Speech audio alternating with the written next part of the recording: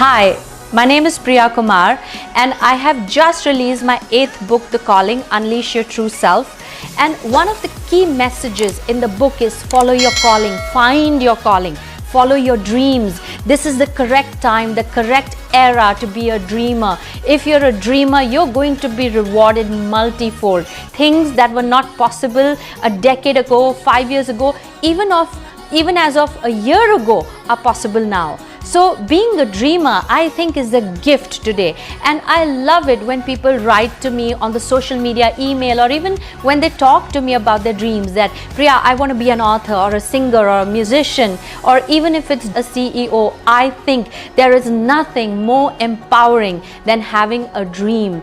And here is the thing, right after people give me this, really amazing, empowering talk about their dreams, then they back it up by saying the buts, but I don't have the time, but I don't have the money, but I don't have the support, but my wife, but my children, and so on. And in listening to the passion on one side and to the excuses on one side, I arrived at a conclusion that it is not about the time, it is not about so and so is not supporting me and so on. The key thing is lack of confidence. You see, if you have confidence in what you are doing, if you have confidence in what you want to do, there is no force on planet Earth that can stop you.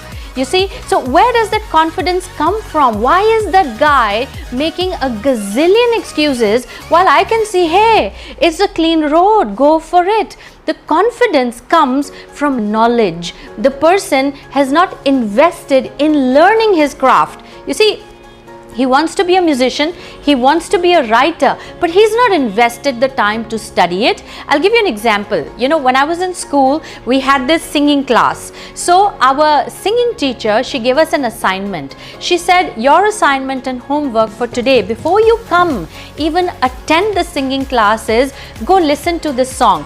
And it was a song, I Have a Dream, from ABBA. Okay, so we went back, heard the song and came. And her first question was, how many of you listened to the song? So we all raised our hands, we listened. And then she said, okay, how many instruments were playing in the song? What was the pitch? What was the modality? She never asked us about the song. She asked us, did you listen? You see, she said, if you can listen to a song, there is no teacher you ever will need to teach you how to sing it. In the same way, I say, if you want to write a book and you're making like 25 excuses why not, I suspect it's because you don't know how to write a book, you don't know how you will format it, you don't know how you will structure it. So what should you do? Go pick up the book of your favorite author and tear it apart. I mean, not physically tear it, but learn, listen, read. How does this author write? What kind of language is used? What kind of characters are there? Where does the message come? I mean, the guy, whoever is your favorite author, has probably spent a decade, has probably done a PhD in literature and whatever not, and you are getting his success right there. Study that success. That cuts out your decade of preparation.